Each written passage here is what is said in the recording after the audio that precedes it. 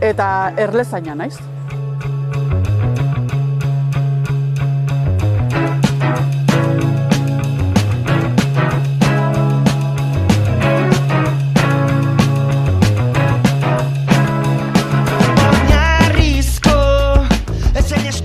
Nere kasuan oso garbi nuen,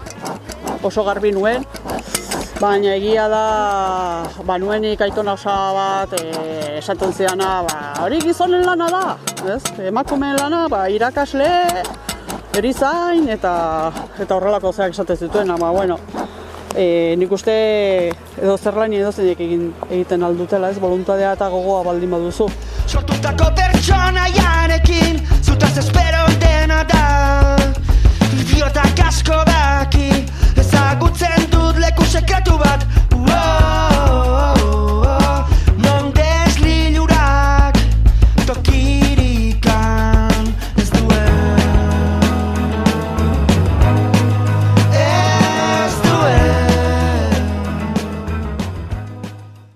Hau ilargia da, hau argiaren abiaduran bidaiatzea, eta oso gizon argia. Zergatik diogun hori? Argi eta garbi esan da orain Euskaltelen argia eskaintzea erabaki dugulako. Baina ez bakarrik argiaren familiari.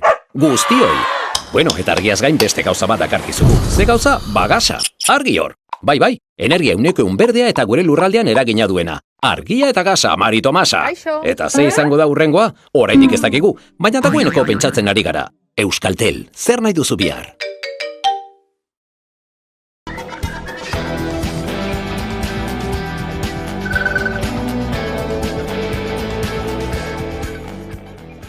Eusko Legebiltzarrerako hauteskundeak egin eta bi egunera Eusko Jaurlaritza berria osatu eta lehendakari berria izendatzeko prozesua hasi da.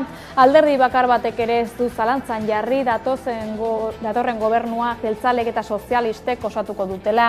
Euren hausnarketaren berri eman dute Legebiltzarreko bi alderdi nagusiek hedabideetan. EAJaren Euskadi Buru Batzarreko presidente Andoni Ortuzarren hitzetan, nahiko arrazoi daude Pradalesek hurrengo Eusko Jaurlaritza gidatzeko ardura bere gain hartzeko, eta estatus berriaren auzian EH Bilduk hauteskunde kanpainan azaldutako mezuekin posible ikusten du akordioa, baita alderdi sozialistarekin ere. Ezker Abertzaleak bere aldetik uste du gobernua ezkerragokoa eta abertzaleagoa izan beharko lukeela. Bilduk ulertu behar du bigarren indar politikoa dela.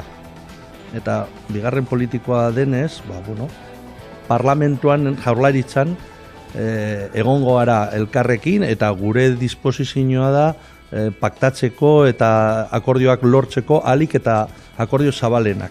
Baina hortarako Bilduk ere bere lana egin behar du eta bere posizioa malgutu behar du. Pasatu dugu kanpaina osoa esan zer ingo ez zute bakoitza zuen botoekin. Eta entzuten genuen Euskal Alderdi Jeltzaleko lehendakari gaiak esaten, ikusiko dugu, porque Sánchez eta ez gea fiatzen. Tardatu dute bi ordu, hauteskunde pasatu ondoren esateko gobernu ingo dutela, gainera eskuzabalak izango diela, PSOE gehiago eskatuko dula. Orduan, esaten duguna da, berriro ere marmotaren egunean gaude. Hau da, berriz ere, halako gobernu bat egingo dute, ez abertzalea, ez ezkerrekoa, eta guk eskatu dioguna da kontuan hartzeko zindan gure ustez mandatu herritarra, eta mandatu herritarra oso abertzalea da eta ezkerrekoa da.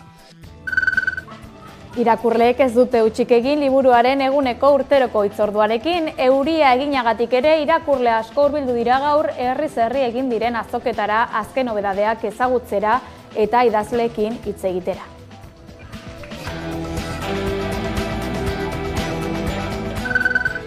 Arratsaldeon, efemeridei dagokionez gaurko egunez 1979an Zelanda Berriko Blair Pitch irakasle sozialista hil zuen poliziaren patruia bereziak Ingalaterran faxismoaren aurkako manifestazio batean.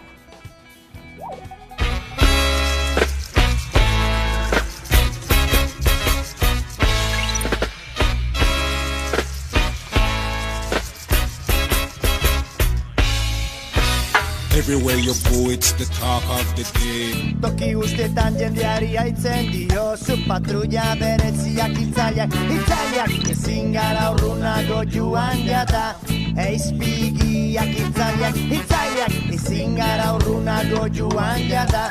Haiek bipitz maizua izuten eta ikusi nahi gaituzte odoluztuta. Bipitz gizon arrunta zen, bizitzeko bide xumean duzuen, baina fasistek kolpatu zuten, bere bizitzak aldekin arte. Toki guztietan jendeak berdin dio, toki guztietan jendeari haitzen dio. Zu patrulla bereziak hiltzaileak, hiltzaileak ezin gara urrunago joan jada. Eizpigiak hiltzaileak, hiltzaileak ezin gara urrunago joan jada. Haiek bipitz maizua hilzuten eta ikusi nahi gaituzte odoluztuta. Bipitz ezen Inglisman, Zelanda berritiz.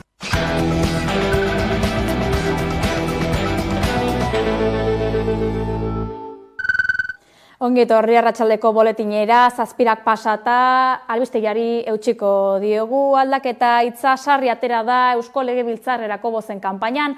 Ura baina ez da Jaurlaritzaren egituran gertatuko. EAJ eta PSE prest azaldu baitira berriro koalizio gobernua osatzeko. Euren esanetan logikoena eta normalena litzateke.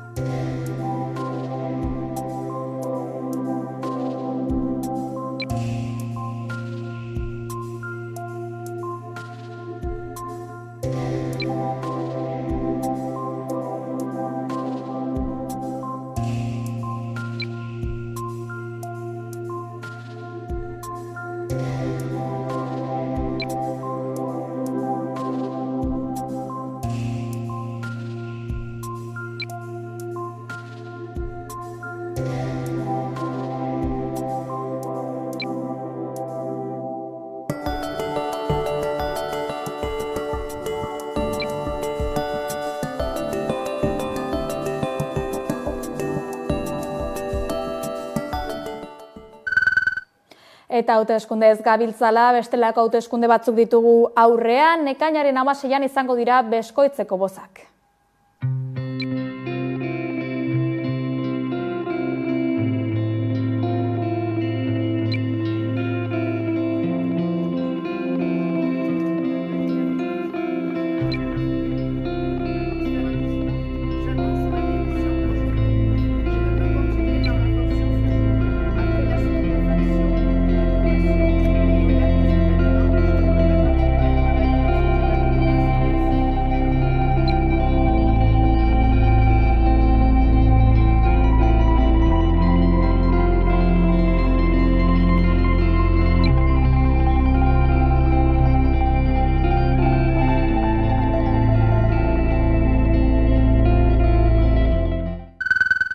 Apirilaren 25 Parisko Deia auzitegira agertu beharko du Egoitz Urrutiko etxeak 2005 etak erabili zuen etxebizitza bat alokatzeagatik Frantziako Bitxi herrian, etako kide izatea leporatzen diote auzipetze aginduan, naiz eta 2021ko azaroan Parisko zigor auzitegiak ebatzi zuen ezin zela frogatu urte horietan Urrutiko etxea etako kidea izan. Zenik orduan bezala 2005ko negoziazio sailak eren testu inguruan kokatzen da auzia. Errugabetzeko eskatu du defentsak.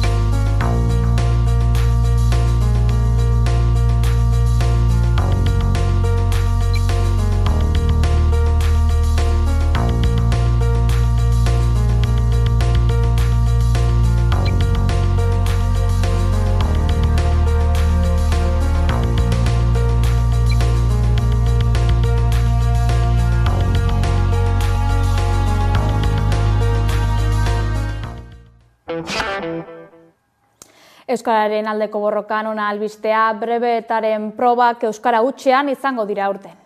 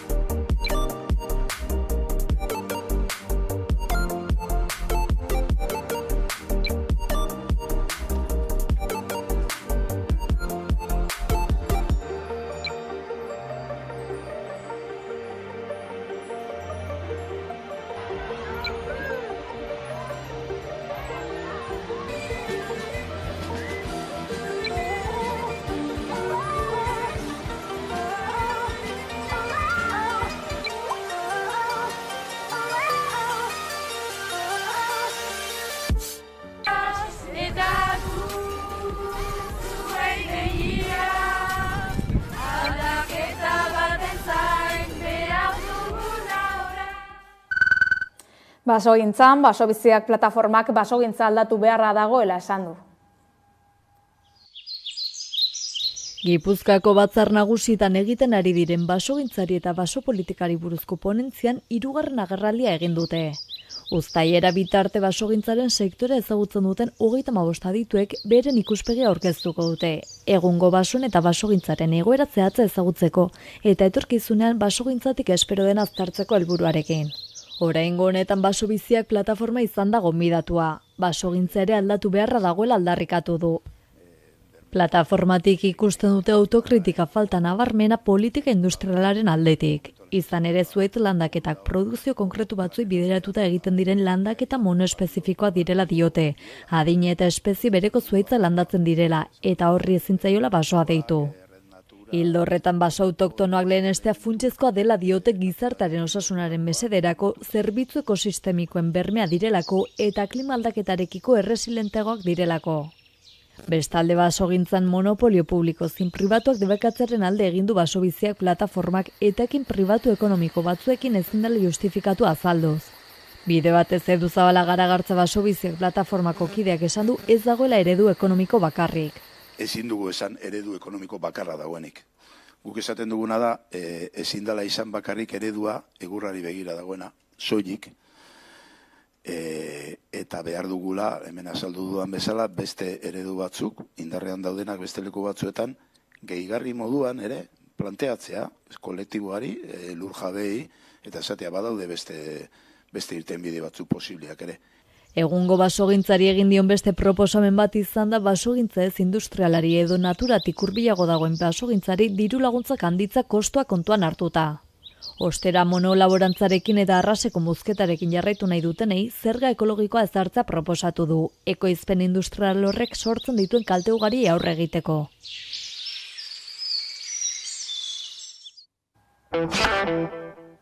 Ekonomiara salto makinak geratu egin dituzten Mercedes-Benzek Gasteizen duen fabrikan. 13 egunez egongo dira horrela, maiatzaren 6 arte lantegiaren ekoizpen ahalmena merkatuen eskarietara egokitzeko. Euskal Herriko lantegirik handiena da Mercedesena, 5.000 langile inguru baititu. Gasteizeko Mercedes lantegiak ekoizpena geldituko du apirilaren 23tik maiatzaren 6 arte. Mercedesek merkatuaren premia arrazoiengatik hartu du erabakia. Sindikatuekin martxoan sinatutako malgutasun akordioa eta gero. Akordio honetan, aurretik ezarrita zeuden malgutasuneko 18 egunei beste 15 gehitu zaizkie.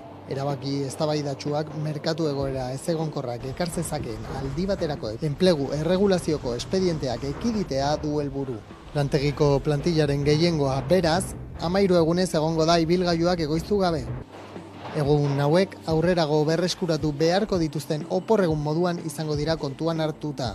Langileak itzultzerakoan maiatzaren 6an hain zuzen, gaueko lanaldiko ordutegiak aldatuko dituzte egunero ordu erdi murriztuz. Mercedesen esanetan, ekoizpen ahalmena eta barne horniketarako ibilgailuen jarioa optimizatzeko. Gaueko txandako ordutegian murrizketak egin ziren dagoeneko urtarrilean. Murrizketa berri honen ondorioz, muntai gordin eta pintura sektorea adibidez, 6 ordu eta erdiko txandarekin utziko dute. Greba egin dute Arabako hezkuntza, aisialdia eta animazio soziokulturalen sektorean. Ikusi.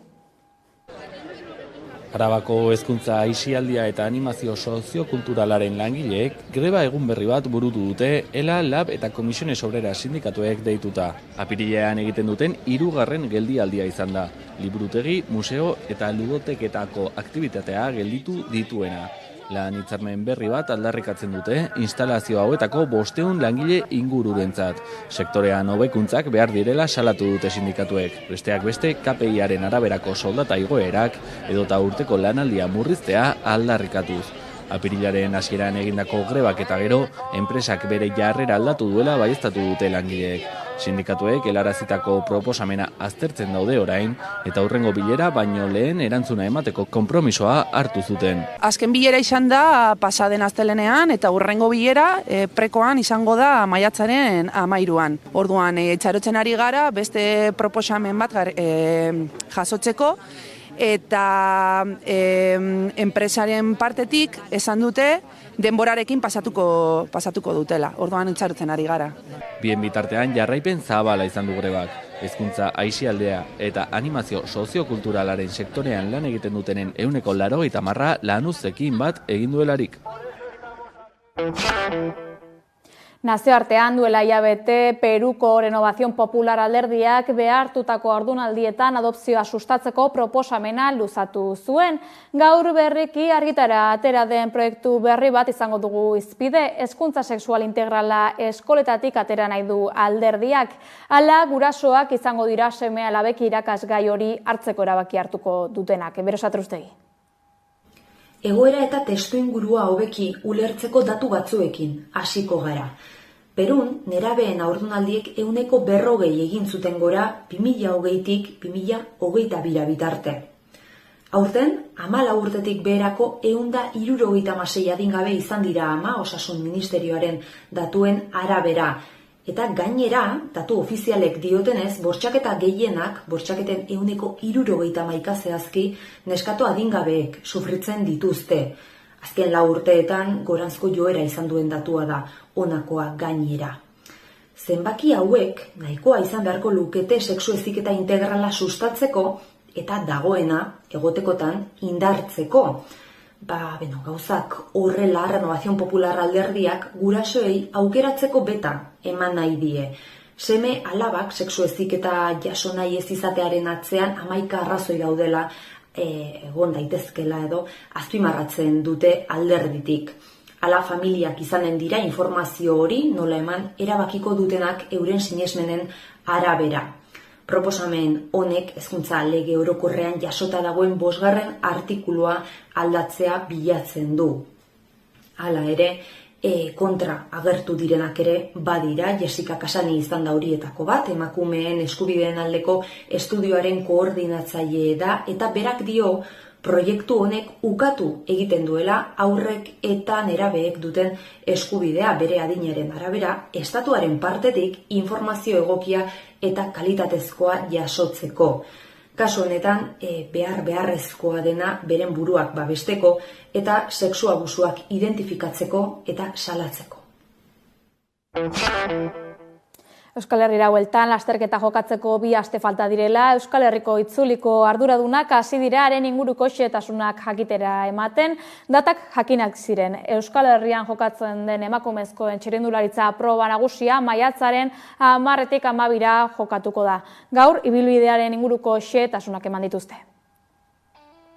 Emakumezko txirrindulari hoberenak Euskal Herrian egongo dira maiatzaren 10 eta 12 bitartean itzulia Womenaren 3. edizioarekin.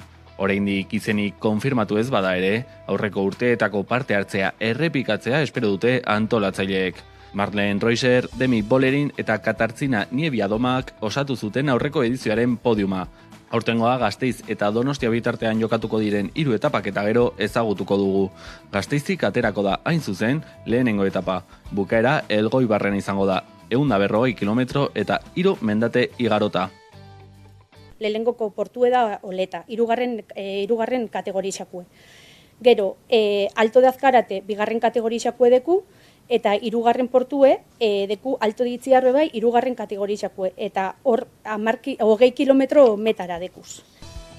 Basaurin hasi eta bukatuko da 2. etapa, txirrindulariei hanketako mina sortuko dien ibilbide goraberatsuarekin.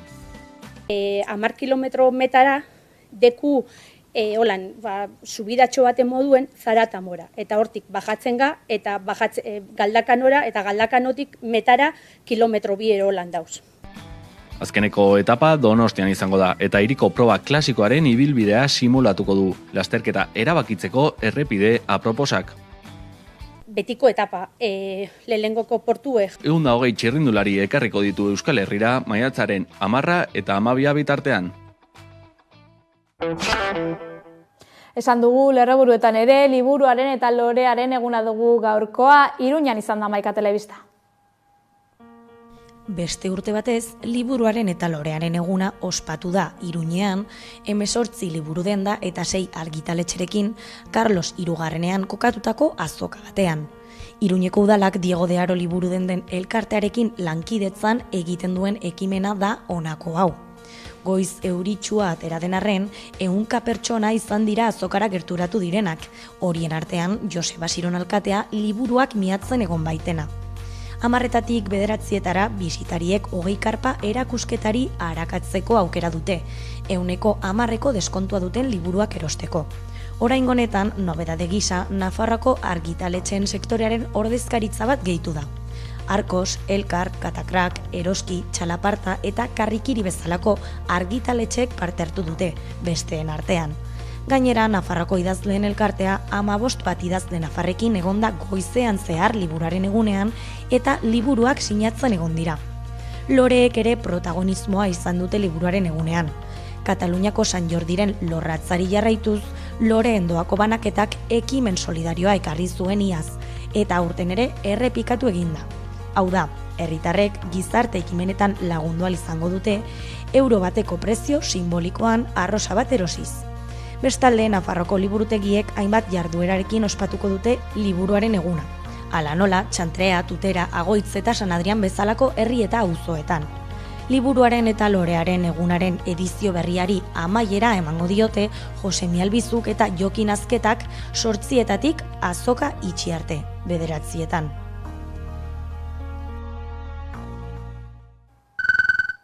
Musika, dantzak, keinuak, ilikiak, zezenak eta San Fermin santua urtero lez teknika desberdinak erabiliz San Ferminen simbolak biltzen dituen afixak aurkezteko epea zabaldu dute.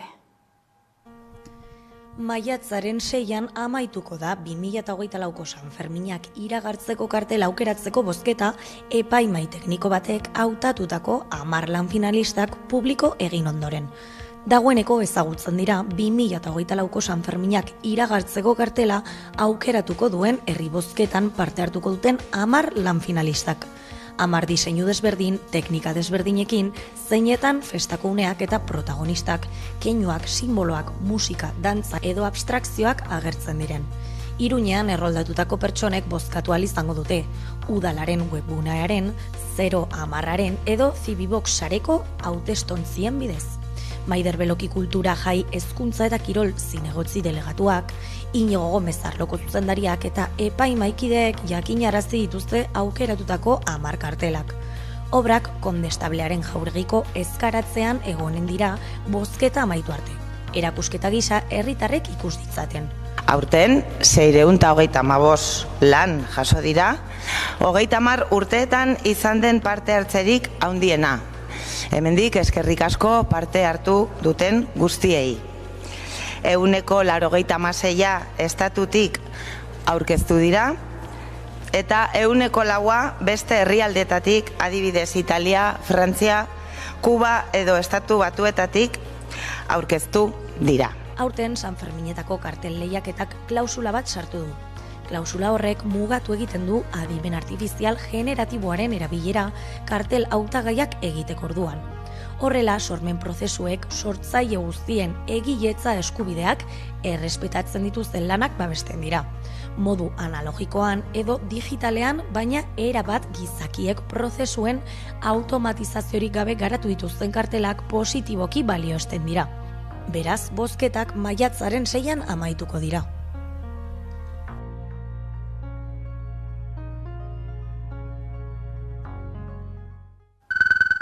Hamairu urtez holtza handi batera igogabe pasa ostean Fermin Muguruzak 40 urteko musika ibilbidea ospatuko du abenduaren 20an Bilboko Miribilan. Sarrerak astearte honetan apirilako 23 jarri dira salgai. Artistak bera jakinarazi duenez, une jakin batean aldi berean 70.000 eskaera izan dituzte eta hori izan da joera nagusia goiz osoan. Egoera kontuan izanik gainera, bigarren kontzertu bat ere eskainiko duela jakinarazi du.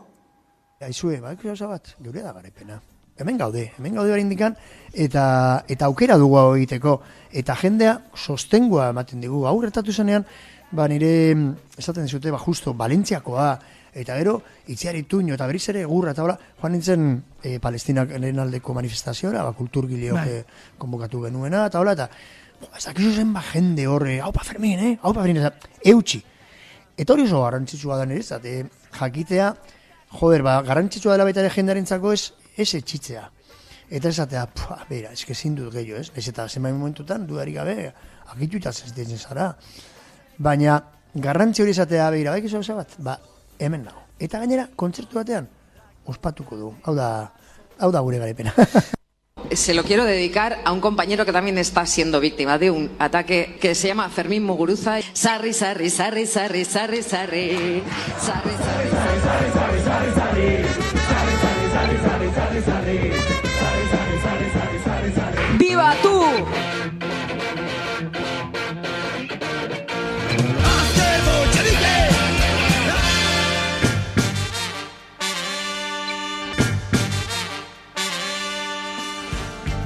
Para nuestro único periódico en euskera y para su director, Marcelo también, que está aquí con nosotros.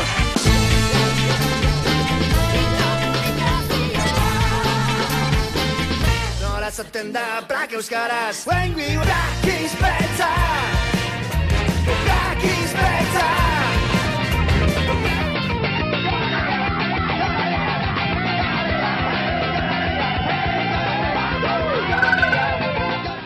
Gasteiz antzokiaren arira udaleko euskara batzordean eginiko agerraldian antzokiak aurrera egingo duela ziurtatu du Marian Anklares euskara zinegotziak. Ez du argitu ordea Lazarraga kultur elkartearekin izango ote den hori, eraikina itxita egotearen ondorio sortutako zorrak itota utzi baitu elkartea. Era berean udal gobernuak legea urratzeko asmorik ez duela esan du zinegotziak eta beraz kontu hartzeak aurkeztutako txostena zorrotz beteko dela. Lezarraga kultur elkarteko kidek beraldetik mirari bat gertatu ezean egitasmoaren amaiera dela azpimarratu dute, Gasteizko udalak konpromisoak bete ez dituelako.